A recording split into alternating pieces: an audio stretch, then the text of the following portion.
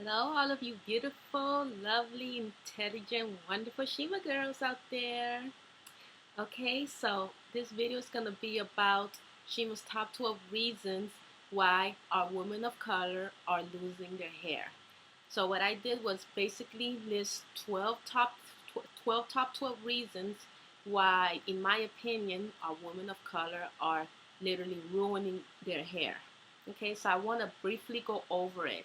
And I want you ladies to add to it at the end of the video in the comment section if you would like to elaborate more on it, or create a video of your own top 12 reasons why our women of color are losing their hair.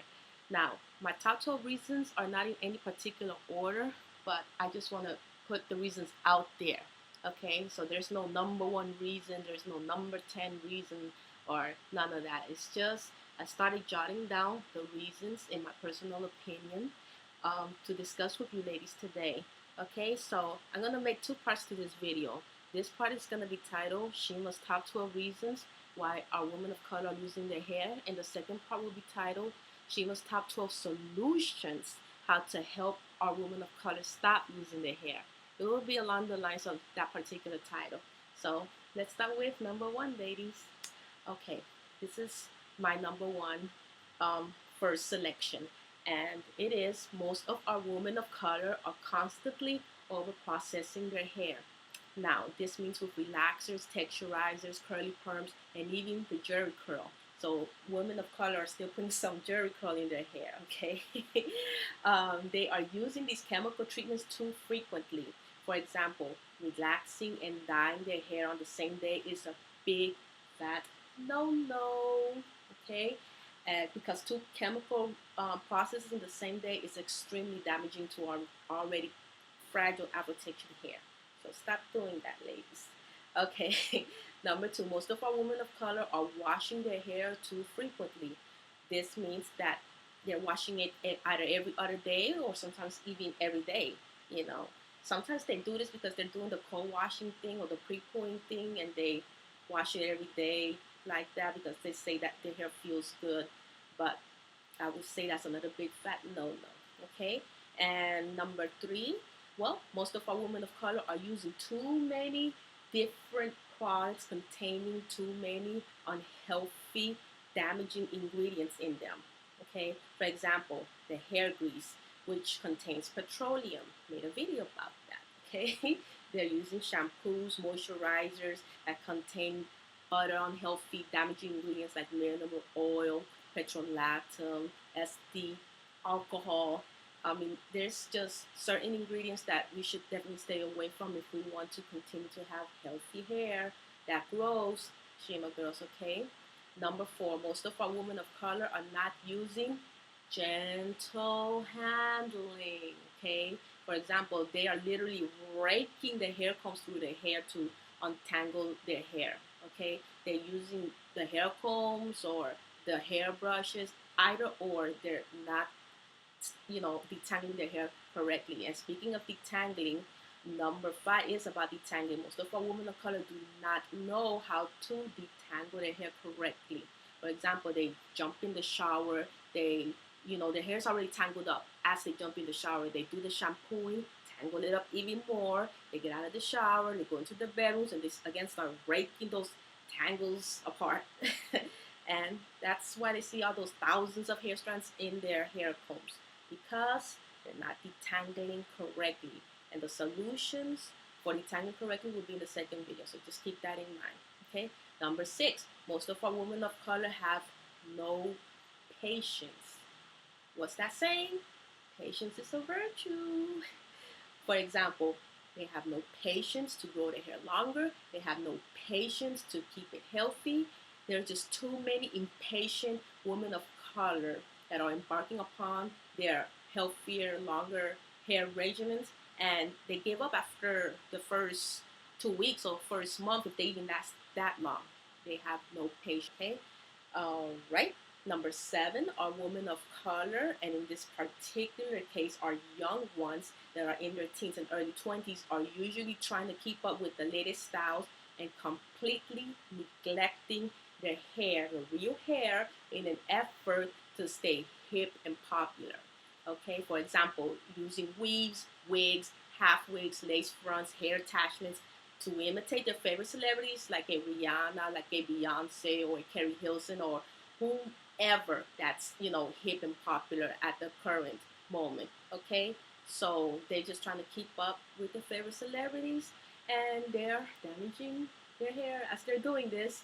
Okay, and if they're not using the fake hair, what they're doing is using too much unnecessary heat with their hair dryers, the blow dryers, the curling irons, the flat irons, to do their spiral curls, to do their candy curls, to straighten out their hair. And they're using it once every other day to once every day. Even if it's once a week, it's still too. I think it's still too much.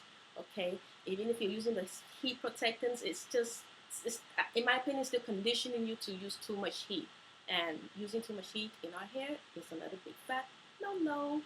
Okay, so let's go to number 8.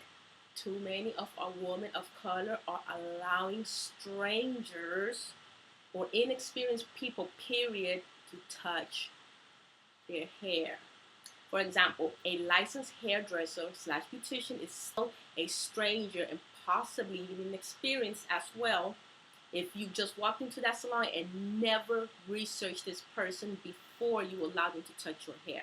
Okay, hence why a lot of us have either walked out of certain hair salons with damaged chemically treated hair that has been cut off instead of trimmed off, and in severe cases, some of us are sitting there with no hair at all. Okay, all right. Number 9, wearing our hair too tightly braided, wearing our hair too tightly cornrowed, wearing our hair pulled back too tightly to do those ponytails is another big fat no-no. Okay. Our reward for this, 2 words: traction, alopecia. Okay. Number 10, a lot of our women of color are in denial. Listen to this very carefully because this actually occurred to me just today, and it's so true. A lot of our women of color are in denial that their hair is damaged or becoming damaged. For example, they neglect to trim off their damaged ends because of fear of losing hair length, and therefore dismiss those damaged ends as hair that just happens not to look as nice as the healthier looking hair. Okay, they do this plating in their brains. They create this illusion, this unreal illusion that those unhealthy ends are healthy because they're long. It's kind of weird, but that's what's happening. And I know it sounds laughable, but unfortunately, it's very true.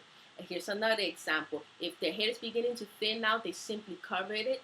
They cover it with longer strands of healthier-looking hair, and thus begins this out of sight, out of mind syndrome.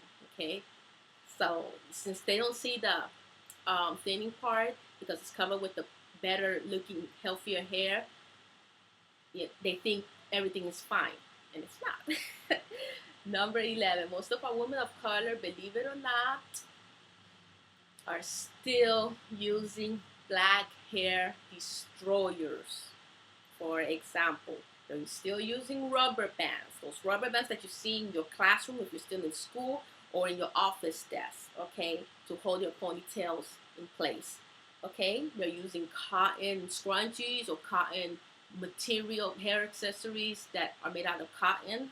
They're using metal hair clips to accentuate other styles or to keep those styles in place as well, thus damaging their hair. And number 12, it's another serious matter. A lot of our women of color are just plain stubborn. Now let me explain what I mean by this.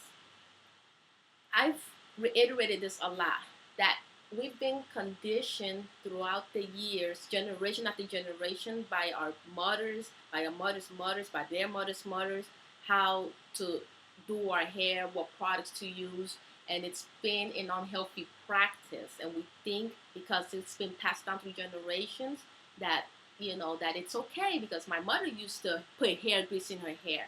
My mother used to curl her hair every day with hot irons. My mother used to do all kinds of unhealthy things that I know not that are unhealthy to her hair. So, you know, that's why I'm still doing it.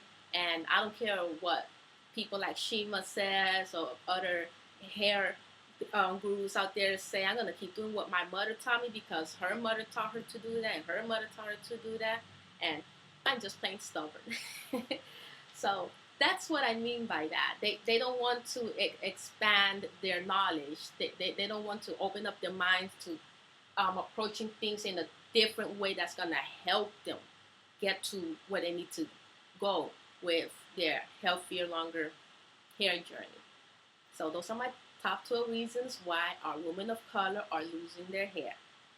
And again, remember to post your comments down below to elaborate on my list, okay? And I'll be back with the second video for the solutions. All right. See ya.